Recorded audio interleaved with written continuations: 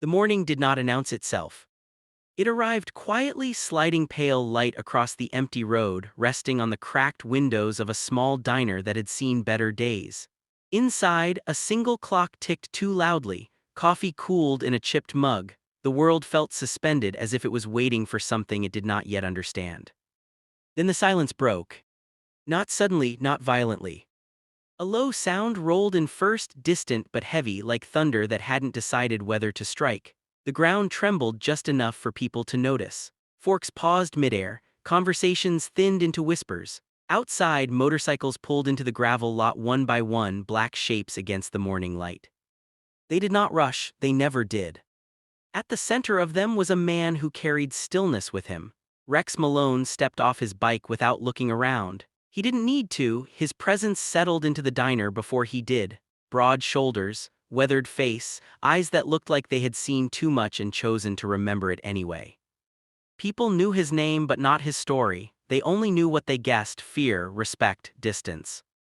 Inside, a waitress moved carefully between tables. Her name tag said Mara. She kept her steps light, her voice softer than it needed to be. She smiled the way people smile when they are tired of explaining themselves. When she leaned in to refill Rex's coffee, the light betrayed her. A faint bruise along her jaw, almost hidden, almost invisible, almost forgotten by everyone else. Rex saw it. He didn't stare, he didn't react, but something shifted behind his eyes. A memory stirred, a long road at night, a door that never opened in time. Mara set the cup down quickly. Her hands shook just slightly, enough to tell the truth. She apologized even though she hadn't done anything wrong. Then she moved on, eyes lowered, shoulders pulled in like she was trying to take up less space in the world. The diner filled with noise again, laughter from the bikers, plates clinking, life continuing, but Rex watched the quiet things. The way Mara flinched when a voice called from the kitchen, the way she froze for half a second before answering, the way the manager stood too close when he spoke to her. The man had sharp eyes and a voice that cut without raising volume. He didn't touch her in front of others. He didn't have to. Control lived in smaller gestures. Rex knew that kind of power. Hours passed. The lunch crowd came and went. Rex stayed. He watched the manager brush past Mara hard enough to knock a tray from her hands. Coffee spilled. She whispered sorry. The words sounded rehearsed. That was the moment. Not anger, not violence, just clarity. That night, Rex sat alone in his garage. Neon lights flickered against metal and oil. His brothers talked around him, loud and careless. Rex heard none of it. His mind was stuck on a different sound, a voice from years ago asking for help he never gave. He had learned to live with that failure, or so he thought. By morning, he made a choice.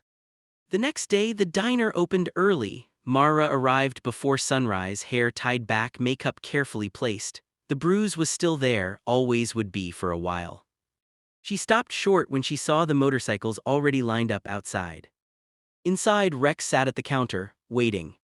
When she approached, he didn't order right away. He looked at her, not through her, not past her, just at her. "Are you okay?" he asked quietly. She nodded too fast, smiled too quickly. The answer fell apart before it finished forming. Rex waited, then he spoke again, softer this time, not accusing, not demanding, just present. "You don't have to pretend." Something inside her cracked, not loudly, just enough. Tears came without warning. She tried to stop them, failed. The manager stormed out, anger ready on his face. He opened his mouth. Rex stood. No rush, no threat, just movement.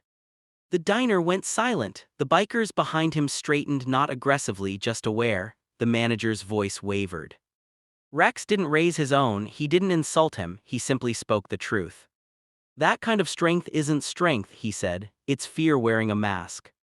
The manager tried to argue, then he noticed the room, the witnesses, the quiet resolve. He backed away, cursing as he left, his power gone the moment it was seen.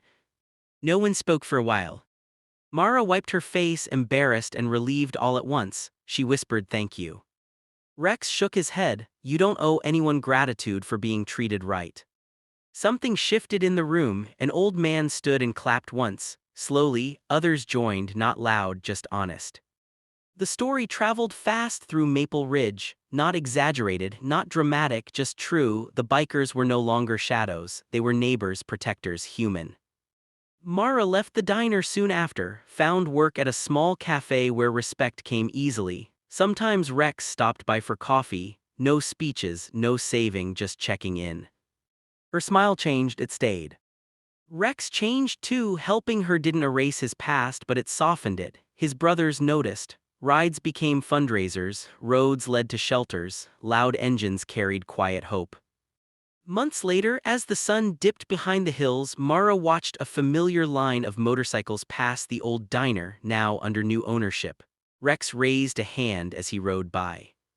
She smiled. Because kindness doesn't always arrive gently. Sometimes it comes worn and scarred, carrying its own pain, choosing to stop anyway. If this story stayed with you, please like the video, share it with someone who needs it, subscribe for more soulful stories like this one. And before you go, comment one word that you felt.